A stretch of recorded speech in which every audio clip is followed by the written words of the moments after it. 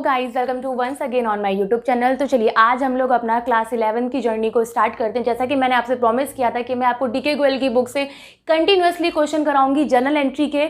तो हम लोगों ने क्वेश्चन नंबर 1 पार्ट 1 में किया था, पार्ट 2 में क्वेश्चन 2 और 3। आज मैं आपके लिए क्वेश्चन नंबर 4 जनरल एंट्री से डीके गोयल की बुक से, चलिए साथ में करते हैं। ठीक, तो क्वेश्चन आपकी स्क्रीन पे अपेयर हो जाएगा। तो फर्स्ट इसका ट्रांजैक्शन पढ़ते हैं, कमेंस बिजनेस विथ कैश। तो मैंने कहा था ये जो क्वेश्चन है आपका, पास journal entry in the books of Harishankar. तो हरिशंकर की बुक में हमें एंट्री करनी है, तो यहाँ आप लोग लिख लेंगे journal entry in the books of Harishankar. ठीक है, मेरे बोर्ड में नहीं आ पाएगा इसलिए मैंने नहीं लिखा, बट आप लोग लिख लेना। ठीक, तो चलिए फर्स्ट क्या है, 1 अप्रैल को क्या हो रहा है भैया, हरिशंकर अपना बिजनेस स्टार्ट कर रहे हैं। ठीक, क्या कर रहे हैं, मैंने कहा था जिस चीज़ से बिजनेस लगा के स्टार्ट करो, मतलब बिजनेस के पास वो सारी चीज़ें आ रही है। तो कैश लगा के बिजनेस स्टार्ट कर रहे हैं तो क्या लिखेंगे, कैश अकाउंट डेबिट। और क्रेडिट में हमेशा क्या होगा, कैपिटल ही होगा। तो हमारी एंट्री हो जाएगी cash account debit to capital. ठीक है, ये हो जाएगी हमारी बिजनेस स्टार्ट करने की एंट्री। अगर इसके लिए नरेशन लिखेंगे तो being business started with cash. ठीक, तो ये हो गई हमारी ट्रांजैक्शन नंबर 1। कितने रुपीज से हम लोग स्टार्ट कर रहे हैं, 50,000 से। तो यहाँ एक अमाउंट डेबिट में लिख देंगे और दूसरा अमाउंट क्रेडिट में। चलिए नेक्स्ट ट्रांजैक्शन इसका हम लोग पढ़ते हैं। नेक्स्ट ट्रांजैक्शन दे रखा है परचेज गुड्स फ्रॉम सुभाष। हम लोग गुड्स परचेज कर रहे हैं और कहीं पे भी नहीं लिखा है कि गुड्स ऑन क्रेडिट है, ठीक है, या ऑन कैश है। ठीक, लेकिन अगर नाम दे रखा है और कैश नहीं दे रखा है तो हम लोग नाम ही लेंगे। ठीक, तो गुड्स परचेज फ्रॉम सुभाष का मतलब है हम लोग सुभाष से उधार सामान खरीद रहे हैं। तो पहली चीज एनालिसिस करें तो क्या आएगा, व्हाट कम्स इन, परचेज आएगा। क्या कुछ कैश जा रहा है, नहीं, कैश तो दे ही रहे हैं। तो उस बंदे का नाम क्रेडिट कर देंगे जिससे हम लोग सामान खरीद रहे हैं। तो किससे परचेज कर रहे हैं, सुभाष से। तो एंट्री हो जाएगी हमारी purchase account debit to Subhash. क्यों, अगर हम लोग यही चीज ऑन कैश परचेज करते तो हम लोग टू कैश लिखते, तब हमारे पास से कैश जा रही होती है, हमारे पास से कैश नहीं जा रही है। तो परचेज अकाउंट डेबिट जिससे खरीद रहे हैं उसका नाम लिख देंगे। कितने का गुड्स परचेज कर रहे हैं, 20,000 का। तो ये हो गया हमारा 20,000 यहाँ पे।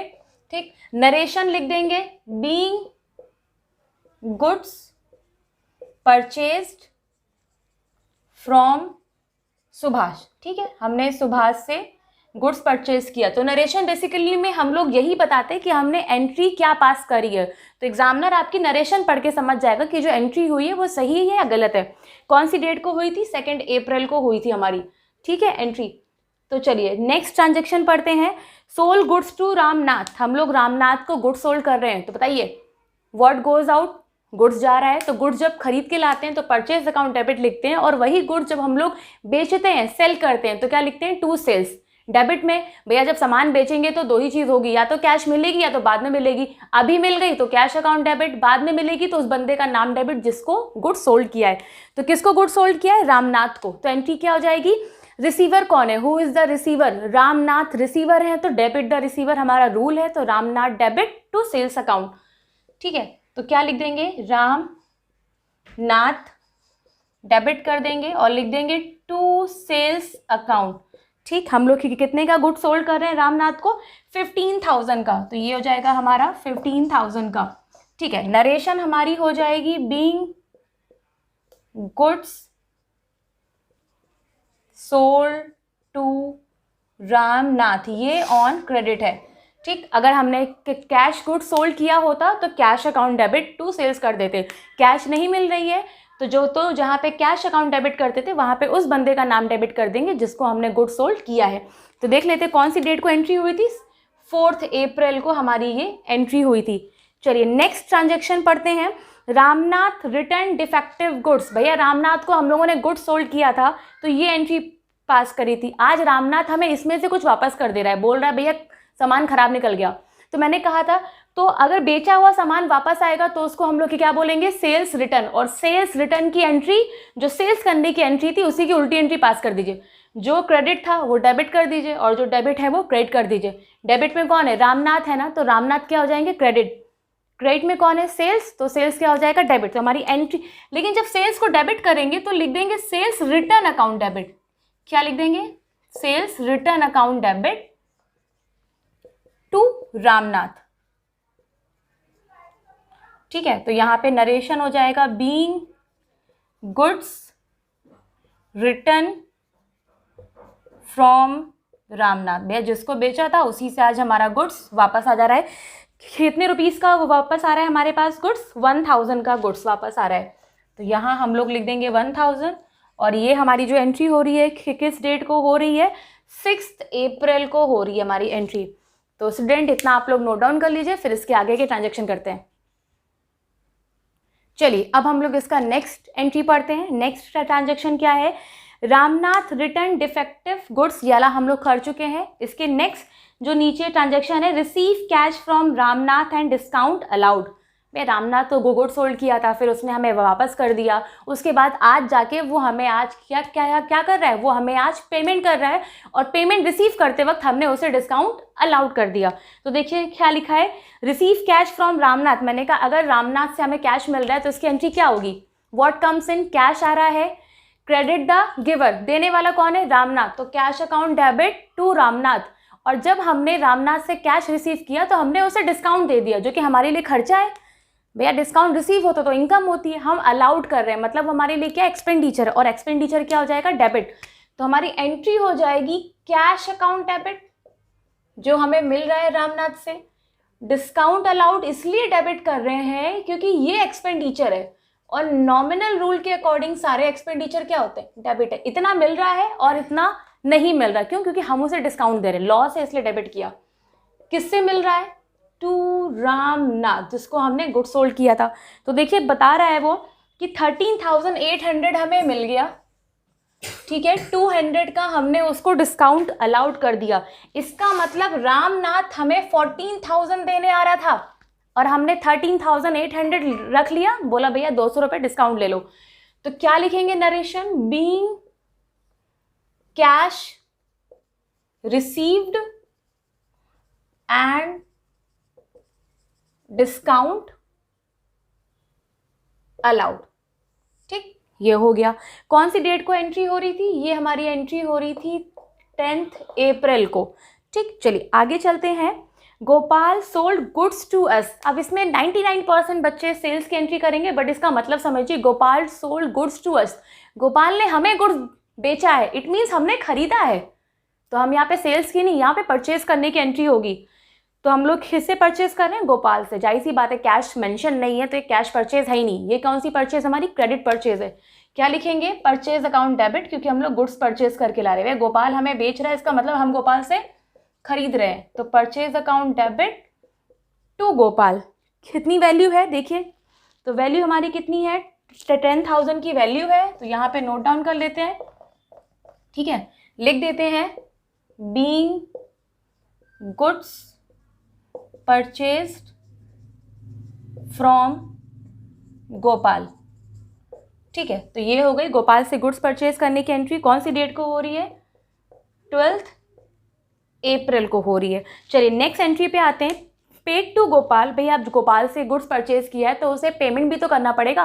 क्या कह रहा है, paid to Gopal in full settlement of his account after deducting 5% discount. कह रहा है जब कभी भी फुल सेटलमेंट की बात आती है तो इसका मतलब ये होता है कुल मिला के। तो भैया गोपाल से 10,000 का सामान खरीदा था, कह रहे फुल सेटलमेंट में गोपाल को इतना दे दो, लेकिन 5% डिस्काउंट काट लो।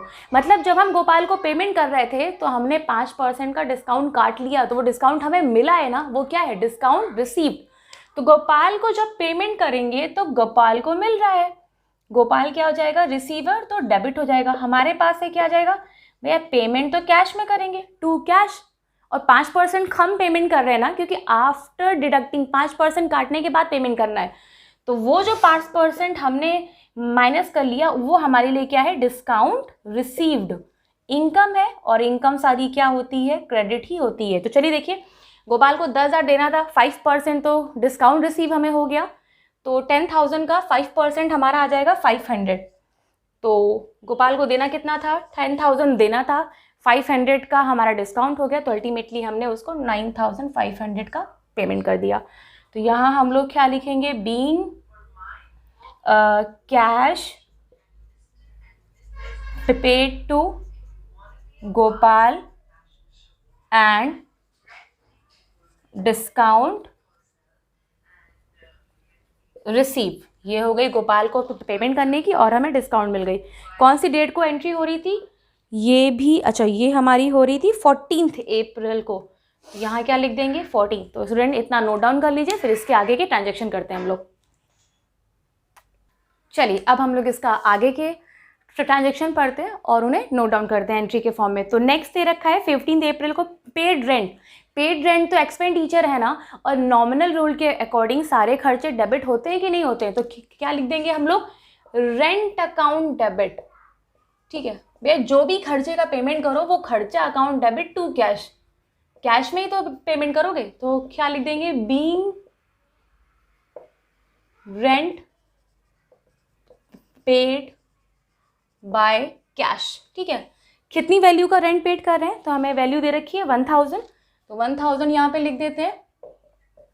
ठीक, कौन सी डेट को हो रहा था ये एंट्री? 15 अप्रैल को। ठीक है, चलिए नेक्स्ट ट्रांजेक्शन पढ़ते हैं। Paid rent of Harishankar's residence. भैया हरिशंकर का तो बिजनेस है, वो अपने ही घर का किराया पेड करके और उसको बिजनेस का खर्चा बता रहा है। तो इसका मतलब उसने फर्म के पैसे को पर्सनल यूज के लिए यूज किया ना, उसने फर्म के पैसे से अपने घर का किराया दिया। इसका मतलब इसको बोलते हैं ड्राइंग। तो जब कभी भी प्रोप्राइटर पर्सनल यूज़ के लिए कुछ भी विड्रॉ करे, तो यहाँ पे वो कैश लेके गया और उसने अपने घर का रेंट पे किया, तो वो क्या हो गया? ड्राइंग। ड्राइंग क्या होता है? खर्चा होता है। क्या लिख देंगे? Drawing account debit. तो भैया अगर प्रोप्राइटर अपने लिए खर्च करेगा तो उसे हम लोग क्या बोलेंगे? ड्राइंग। भले वो अपना रेंट पे करे, अपनी गाड़ी का रिपेयर कराए, सर्विसेज कराए, ये सारी चीज़ें की किस में आ जाएंगी? ड्राइंग में। ठीक, तो drawing account debit to cash. इतना पता है कि वो बिजनेस से कैश लेके गया, वो कुछ भी उसमें चाहे वो कहीं पे भी खर्च करे। ठीक है, तो कितने का? 500 का। ठीक, तो यहाँ पे लिख दिया हम लोगों ने 500। क्या लिखेंगे? Being cash withdraw for personal use. तो पर्सनल यूज के लिए कुछ भी विड्रॉ करेंगे हमारा वो क्या हो जाएगा? ड्राइंग में कंसीडर होगा। ठीक है, कितनी वैल्यू का है? 500 का हो गया। 16 अप्रैल को एंट्री यानी हो रही थी। चलिए नेक्स्ट देखते हैं 18 को। Purchase goods for cash from Govind 6000 at 20% trade discount. कह रहे भैया 6000 का गोविंद से गुड्स परचेज कर रहे हैं और 5% ट्रेड डिस्काउंट पे। ठीक है, अब पहली चीज़, ये गुड्स परचेज कर रहे हैं कैश में। तो अगर कैश में गुड्स परचेज करते हैं तो हमारी एंट्री होती है purchase account debit to cash. तो चलिए पहले एंट्री लिख लेते हैं, purchase account debit to cash account. चूंकि ये ट्रेड डिस्काउंट पे है तो ट्रेड डिस्काउंट की तो एंट्री करते ही नहीं है, उसको वैल्यू में से लेस करके दिखाते हैं। तो हमारा 6000 का है। ठीक है, गुड्स परचेज कर रहे हैं और 20% ट्रेड डिस्काउंट है, तो 6000 का 20% निकाल लीजिए। देखिए भैया अगर 6000 का 20% निकालेंगे तो ये हमारा कितना हो जाएगा? 1200। तो 6000 में से 1200 जाएगा, इट मीन्स हमने 4800 की गुड्स परचेज किया है। तो क्या लिख देंगे? Being goods purchase. तो ये हमारी क्या हो गई? गुड्स परचेज करने की एंट्री हो गई। इसको भी क्लोज करते हैं। कौन सी डेट को हो रही थी? 18 अप्रैल को हो रही थी। ठीक है, चलिए नेक्स्ट देखते हैं इसमें क्या है। नेक्स्ट 20 अप्रैल को एंट्री हो रही है, purchase goods from Govind for 10,000 at 20% trade discount. यहाँ पे गोविंद से गुड्स परचेज कर रहे हैं 20% ट्रेड डिस्काउंट का। सेम क्वेश्चन है बट ऊपर वाले में फॉर कैश था, यहाँ पे कैश नहीं है, मतलब ऑन क्रेडिट है। तो एंट्री हो जाएगी purchase account debit to Govind. Value वैसे ही ट्रेड डिस्काउंट लेस करके भरेंगे। तो चलिए एंट्री कर देते हैं, purchase account debit, purchase account debit to Govind. ठीक है, कितने का गुड्स परचेज कर रहे हैं? 10,000 का 20% निकालेंगे तो 2000 आएगा, लेस कर देते हैं तो 8000। तो कितना लिख देंगे? 8000 हमारा हो गया। नरेशन आ जाएगा being goods purchased from Govind. भैया हम लोग गोविंद से गुड्स परचेज कर रहे हैं। ठीक है, कितनी अप्रैल को हो रहा है? ये हमारा 20 अप्रैल को हो रहा है। ठीक है, तो 3 एंट्री हमारी और बची है, इसको आप लोग नोट डाउन कर लीजिए, फिर उन्हें भी हम लोग कर लेते हैं। चलिए हम लोग इसका 3 इसके ट्रांजेक्शन बचे हैं उसे भी हम लोग करके कंप्लीट कर देते हैं। तो 24 को क्या हो रहा है, paid to Govind 7850 in full settlement of his account. तो गोविंद से अभी हम लोगों ने गुड्स परचेज किया है और आज उसको फुल सेटलमेंट में इतना दे रहे हैं। तो 10,000 का परचेज किया था लेकिन 20% ट्रेड डिस्काउंट पे, तो 20 हटाया तो 8,000 का परचेज किया। 8,000 का पेमेंट हमें करना है, लेकिन उसके बदले हम उसे कितना दे रहे हैं, 7,850। मतलब हमें डिस्काउंट मिल रहा है ना पेमेंट करते वक्त, तो वो क्या हो जाएगा, डिस्काउंट रिसीव्ड, वो हमारे लिए क्या हो जाएगी, इनकम। तो गोविंद रिसीवर है, Govind debit to cash account और टू डिस्काउंट रिसीव्ड अकाउंट। ठीक है, फुल सेटलमेंट की बात आएगा तो यही करेगा।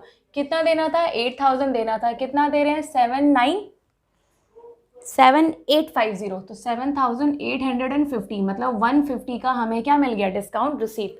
नरेशन हो जाएगी, being cash paid to Govind and discount receive. ठीक है, ये हो गया हमारा, कौन सी डेट को था, 24 अप्रैल। चलो नेक्स्ट देखते हैं 25 को क्या हो रहा है, पेड टू सुभाष इतना डिस्काउंट रिसीव। सुभाष को पेमेंट कर रहे हैं और डिस्काउंट हमें मिल रहा है। ठीक है, तो सेम वही एंट्री जैसे गोविंद को पेमेंट किया, तो क्या लिख देंगे, सुभाष हमारा क्या हो जाएगा, डेबिट हो जाएगा। ठीक है, और हमारे पास से क्या जा रहा है कि कैश जाएगी 4750 की और हमें डिस्काउंट मिला 250 का। तो Subhash debit to cash account और टू डिस्काउंट रिसीव। पेमेंट करते वक्त हमें डिस्काउंट मिलता है। ठीक है, तो कितना पेमेंट कर रहे हैं, 4750। तो 4750 कितना डिस्काउंट मिल रहा है, 250। तो अल्टीमेटली हमने सुभाष को 15,000 का पेमेंट करना था। क्या लिखेंगे, being cash paid to Subhash and discount receive. ठीक है, तो ये हो गया हमारा। चलिए इसको हम लोग एंड करते हैं। कौन सी डेट को थी ये, 25। लास्ट एंट्री पे हम लोग अपनी आते हैं। चलिए देखते हैं, paid wages salary advertisement expenses and trade expenditure. आप इसकी एंट्री जानते हैं, अगर सिंगल सिंगल एंट्री करेंगे तो advertisement account debit to cash, salary account debit to cash, wages account debit to cash. तो जब एक साथ जब सारे खर्चे हैं तो सारे खर्चे डेबिट होते हैं, सबको एक साथ डेबिट करते हैं ना। तो देखिए पहला एक्सपेंडिचर क्या है, वेजेस है, तो क्या लिखेंगे, वेजेस अकाउंट डेबिट। क्या लिख देंगे, वेजेस अकाउंट डेबिट। फिर क्या दे रखा है, सैलरी दे रखी है 4,000 की, तो वेजेस कितने की हो गई, 400 की। सैलरी 4,000 की, लिख दीजिए सैलरी अकाउंट डेबिट। कितना हो गया, 4,000। ठीक है, एडवर्टीजमेंट 800 का है, लिख दीजिए advertisement account debit, advertisement account debit. और भी कोई एक्सपेंडिचर है भैया, ट्रेड एक्सपेंडिचर भी है, तो फिर देरी किस बात की, उसको भी लिख दीजिए ट्रेड एक्सपेंसेस अकाउंट डेबिट। ठीक है, सारे खर्चे डेबिट किया और ट्रेड एक्सपेंसेस हमारा कितने का है, 1,000 का है, और एडवर्टीजमेंट हमारा 800 का है। सबका पेमेंट किस में करेंगे, जाएगा क्या, जाएगा तो कैश ही ना, सबको ऐड कर देते हैं।